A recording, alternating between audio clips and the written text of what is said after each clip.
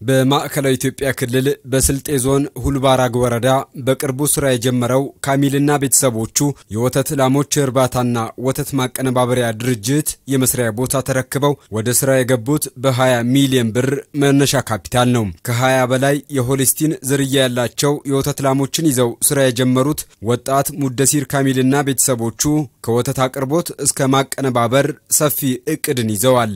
የቅርብ ጊዜ እቅዳችን በቀን 500 ሊትር ለማምረት ነው። የሩቅ እቅዳችን ደግሞ እስከ 3500 ነው አቅርቦት በቀን ያደገ ስንሄድ ዋናው ዓላማው ደግሞ ማቀነባበሪያ እንደመሆኑ መጠን ያስፋፋን ወደ ማቀነባበሪያ ነው። ወጣት አብዱሽኩር ከይሬ ደግሞ የመካከለኛ ደመቄ ቀበሌ ነዋሪ ነው።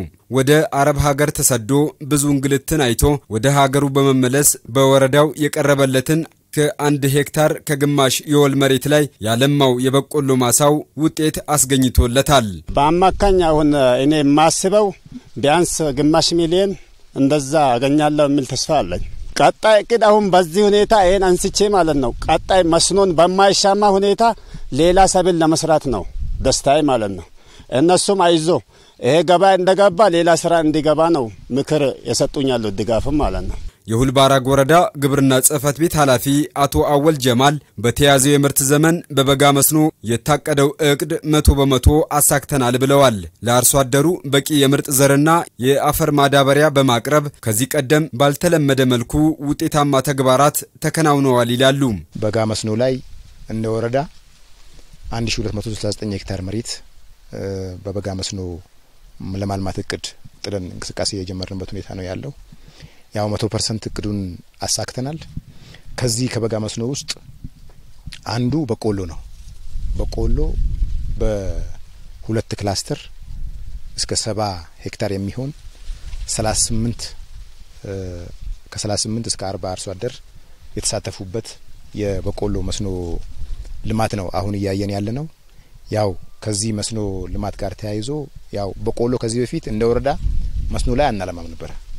ከዚህ በፊት ስንዴን እየሰራ ነበር። ከሱ ጋር ተያይዞ የገጠሙን ችግሮችን መነሻ አድርገን ወደ በቆሎ ሽፍት ያደረግንበት ሁኔታ ነው ያለው።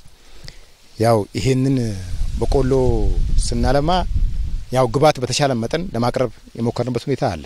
በወረዳው በመካከለኛ ደመቄ ቀበሌ እየለማ ያለው የበቆሎ አዝመራ ጥምር ጥቅሞች ይዟል ይላሉ።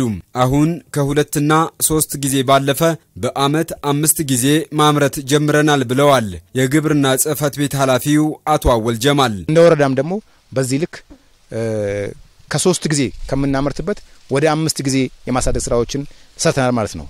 በዘንድሮ አመት በልግን እናለማለን፣ መኸርን እናለማለን፣ መስኖን እናለማለን፣ ቀጥሎ የጸደይ ሰብልን እናለማለን። አሁን ደግሞ ቅድመ በልግ ብለን እያለማን ያለንበት ሁኔታ ነው ያለው። ስለዚህ ምርት ማምረት ከ3 ጊዜ ወደ 5 ጊዜ እያሳደግን ያለንበት ሁኔታ ነው ያለውና በዚህ ሂደት ላይ ደግሞ በሄክታርም አሁን ባለው ሁኔታ ላይ ስፋቱን ጭምር እየጨመረ ነው ያለው። አሁን ለምሳሌ ቦሎቄ አሁን በቅድመ በልግ እያለማን ነው። 2100 ሄክታር አካባቢ ቦሎቄ አሁን አልምተናል። እነዚህ ቅድመ በልግ ናቸው። ልክ ቅድመ በልግን እናለማለን። ይሄ ማሳ ለቀጣይ ለስንዴ ሊለቅ የሚችል ነው። የሁልባራግ ወረዳ ብልጽግና ፓርቲ ቅርንጫፍ ጽሕፈት ቤት ኃላፊና የወረዳው ዋና የመንግስት ተጠሪ አቶ ሙላጎ ከይረዲን ህብረተሰቡ ከተረጅነት ለማላቀቅ የተያዙ ኢኒሼቲቮች በትጋት እየተሰራባቸው ይገኛል ብለዋል። እንደ ወረዳ 9 የሚሆኑ የዶሮ መንደሮች ተመስርተዋል። እነዚህን 9 የሚሆኑ የዶሮ መንደሮችን ውጤታማ አድርገን ይሄንን የማስፋት ስራ እየተሰራ ነው ያለው። በተጨማሪ ደግሞ በንብ ሀብት ልማት ስራ ላይ ወጣቶችን በማደራጀት አርሶ አደሩ በነፍስ ወከፍ ይሄንን ስራ ተግባራዊ እንዲያደርግ በማድረግ እየተሰራ ነው ያለው። በተመሳሳይ 1 ላም ለአንድ ቤተሰብ በሚል ከተማም ላይ ገጠር ላይ የወተት መንደሮችን በከተማ ደግሞ 1 ላም ለአንድ ቤተሰብ በሚል ንቅናቄ ተጀምሮ ተግባራዊ ለማድረግ እየተሞከረ ነው ያለው። በተሰሩ ስራዎች አበረታች ውጤቶችን እያየን ያለነውና አጠቃላይ ያለው ይሄን ይመስላል። የሁልባራግ ወረዳ ምክትል አስተዳዳሪና የወረዳው ፍትህ ጽሕፈት ቤት ኃላፊ አቶ አብዲ አወል በወረዳው ኢንቨስት ማድረግ ለሚፈልጉ አካላት ጥሪ አቅርበዋል።